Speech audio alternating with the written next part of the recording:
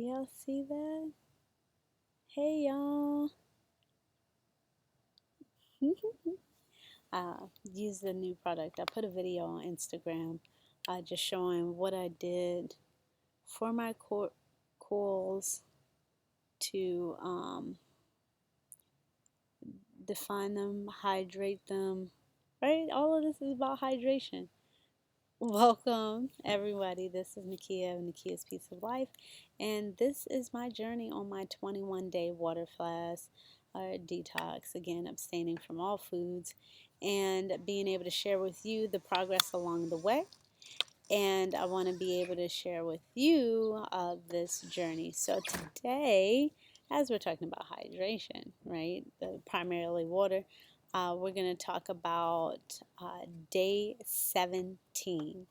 And so day 17, again, we go over three main things. One, energy level. Two, productivity. And three, lessons learned. So we're going to go ahead and get right into it. So day 17, how are my energy levels? So energy was really, really good. Again, increasing from 90% from yesterday. Um, really, really good, about 95%. And I can feel it climbing. Again, uh, water sometimes can get off track if I allow myself to get tangled in the tasks of the day.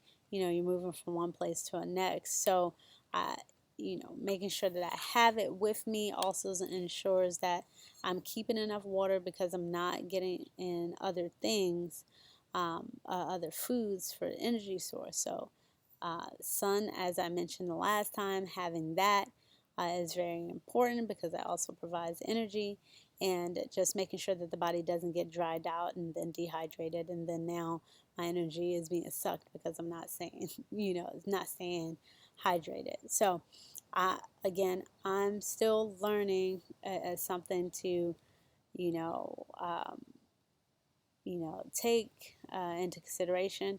But I will say I've been able to drink more water. Like before, I could only drink like little spouts of water at a time.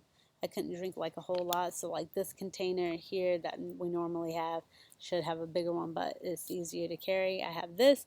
I can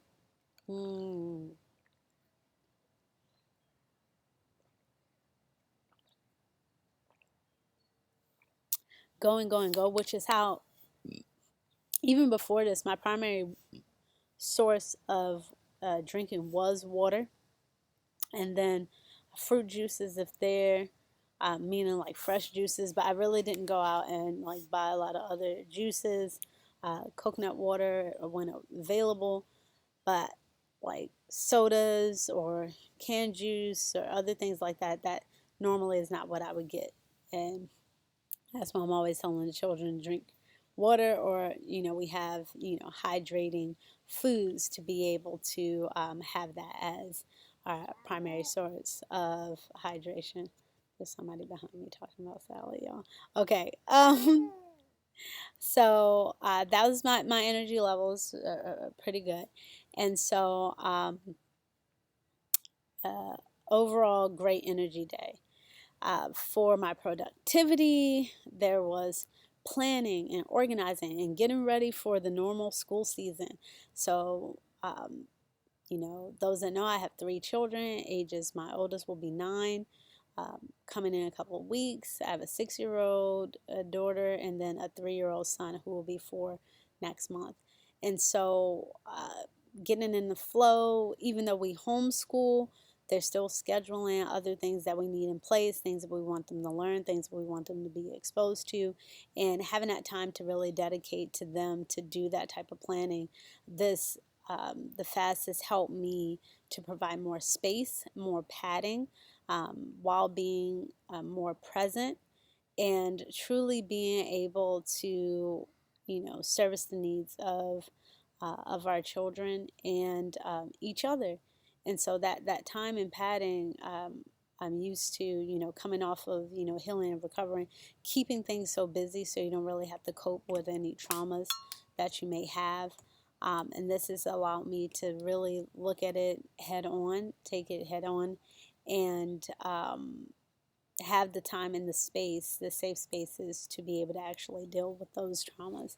And so that helps with the planning, the padding. I say for anybody, if you're always overworked, your schedule is always busy, you really don't have any downtime, to just look at that, prioritize, and see where it's important for you to make space for yourself so you can breathe, so you have good R&R, right? Rest and relaxation.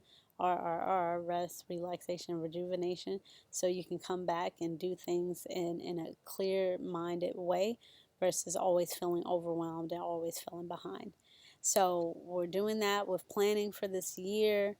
I feel less stressed out because I'm able to reflect on the past year, things that went well, things that didn't go well, how we can move things around just to improve schedules and be more efficient, right? Be more efficient and productive about what we're doing. Um, so after that, I did some more garden work, getting it ready. I'm super excited. Well, there's like a groundhog thing or something that is digging in the garden. So it's like preparation before I put these new seeds in to protect it. And a lot of this is the things I'm doing for the garden is like for ourselves. What mechanisms do you have up to protect your immune system? If you're, constantly eating things that are deprived of nutrients and you're wondering why you may be getting sick a lot, it may be a good time to reevaluate, abstain from those things, and give your body a chance, a fighting chance to actually do what it's capable of doing. And that, is so important because if it hasn't been your backstory, like my dad said, if that wasn't something that you were raised with, look, and don't get me wrong, we had cooked meals, coming up. I ate meat coming up. But our parents and our grandparents, they made majority of our food.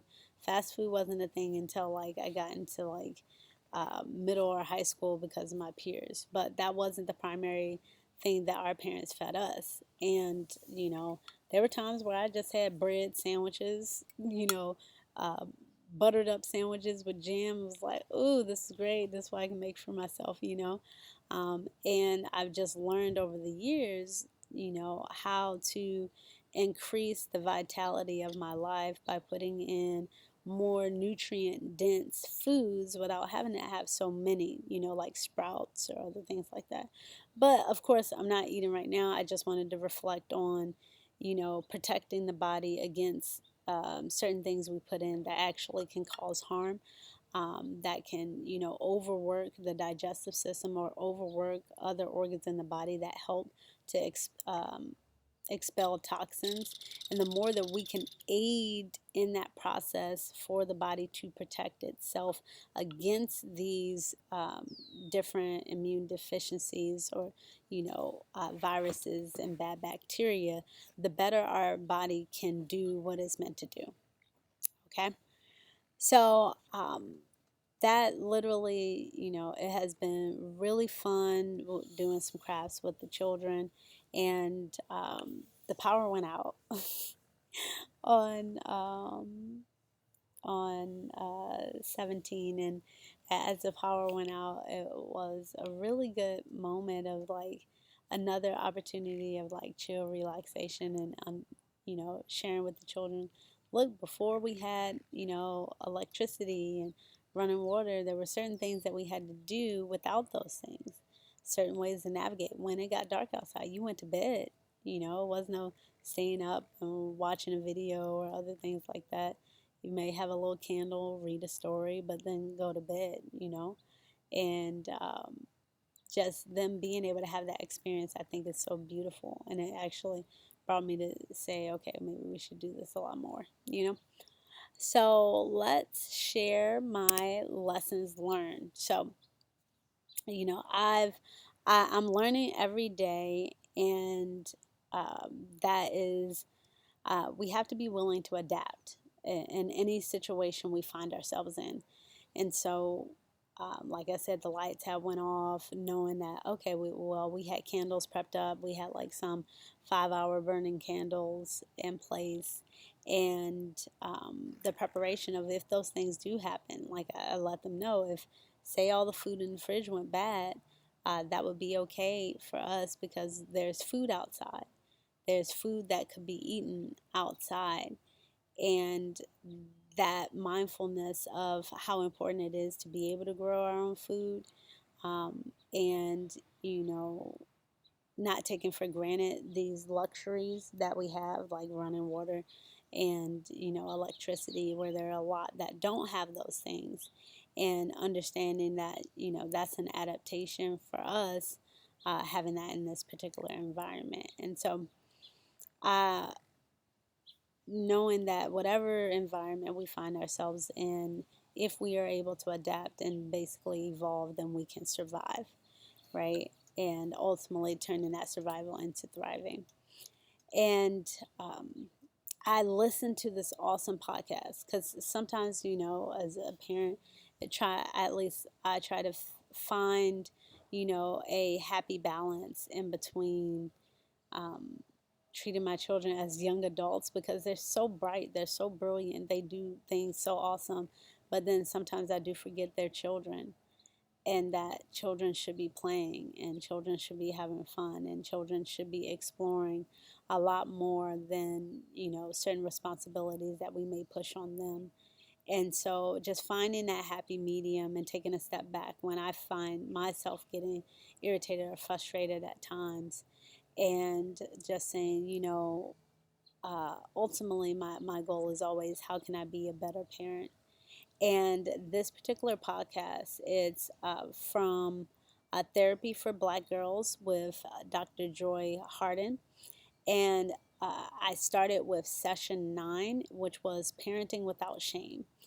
And listening to this, and I'll have the link below, I it really helped me put some things in focus, understanding that, you know, people come from different generations. This is something I've experienced over time, especially because my eating habits have never been like the traditional. So that's always been a big thing of educating our family on how to feed our children, what is needed for them, why it's important. And I think they're really getting it. They're really seeing the benefit and asking questions and how they can help. And, you know, we've sent information. We also send examples so they know the type of things that they can make. And if people don't make things, where they can get certain foods, and just being able to really be in a more, you know, collaborative type of environment when it comes to their diets and the lifestyle at which we live.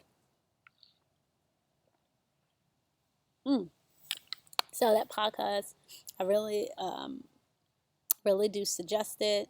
And even though they still say if you need, you know, therapy sessions outside of that, please do. I personally do, and it definitely is very helpful. So, you know, find somebody you trust, that you know, you have a good relationship with, and that'll be awesome. But it's something, definitely something I think to get you thinking, get you maybe questioning, you know, how you can become a better parent, or how what you're doing, you should continue doing, and how to, you know, create those safe spaces for more dialogue with other parents to be able to do the same. Because all of this, again, like as I'm going through the cleanse, it hits on all of these different things, right? It's not just an isolation of me by myself, but it's how are my relationships impacted by doing this. Well, there's a show online that I just briefly watched where it was like trainers, they, you know, trainers that had never been fat go through being fat. And one part particular, and then I'll come back to, you know, finishing up my lessons learned, was when the trainer had gotten fat, she was like, I'm so emotionally, you know, unstable, I'm irritated, and all these other things, and just eating everything. And I was like, that's it for people to understand. When the body is so overworked, right? That's just like a stressed out plant. It ultimately it speeds up the decay process. You think when something's decaying, it's dying, it can be bitter. It doesn't taste sweet. It, you know, it um, looks older. It, you know, tends to attract a lot of unwanted neighbors things that just feed off of you, like leeches, and all of that different type of energy that comes along with having a lower vibration. You see it in nature. And so if we think about that for our bodies, when we overwork it, we put it in constant situations where it's constantly being um, overworked, oppressed with the foods that we're putting in, the environments we find ourselves in. It can be very challenging to get yourself out of those things, right? And so being mindful, because those things don't happen overnight. I understand completely. That's why this cleanse was so important to me. I've done raw food cleanses before, but it was like I it was taking me some time to get back on my regimen due to, the the different events in my life, the trauma, and it really just, it kind of irritated me, because I was like, I know what to do, but I'm stuck. By doing this cleanse, it has opened up so much for me to get back into that creative space, making the beautiful dishes in the kitchen, creating, making mistakes, and, um, getting back to making some marvelous and beautiful dishes versus kind of the same old, same old. And so I definitely have a new and renewed look on, the foods that I'm making, the how I'm showing up in my relationships, and how I'm treating myself, where now I'm looking forward to like the foods and that I will be introducing and incorporating, that I'm doing the best that I possibly can for myself, so when I show up, I have that energy, I have that vitality that is needed in order to persevere through the day. And y'all, lesson learned with this, I've done intermittent fasting before, and the juices, and like I've told people, it just always helps, keeps my mind in a clear state. Those that know, we talk about the itis, and itis really is nothing to be happy about. Itis is some type of congestion in the body. And so we want to have things that give us life, things that, bring joy to us, but don't clog the body, hurt the body, have the body to have to overwork. That's something to be mindful of. Yes, it's your body, but are you taking care of your body? A little water driplets coming from somewhere. Little water driplets from the sky. So those are overall, and like I said, that podcast, I was really thankful to be able to listen to that while I was doing some crafts with the children, and help with, giving me another perspective on being a parent, and showing up differently. Some things showing up the same, but showing up differently for my children as well. So healing all relationships throughout this entire process, and it's just been a beautiful time. So this one was a little bit longer, but I think that it was definitely helpful. Hopefully gave you more insight into this. A lot of people will share that they go on the cleanses for a spiritual practice, and that healing, right, really is holistic. So you don't just single out one particular thing, it hits all aspects of your life. And so this for me was kind of that share for you all of, the healing that is in progress and that has been happening. So again, this is Nakia here. I'm so thankful that you're staying tuned and watching as I go through this process. And hopefully, if you have any questions or comments, please put it in the comments below, and make sure you like, share, and subscribe, and hit that little notification button there. And thank you for supporting me, and I leave with you always to make sure that you find peace in life and living foods. That's what you see, what you hear, what you eat, whatever you consume with your entire body. May it be nourishment for your entire body. Thank you again, and I will see you soon. Peace.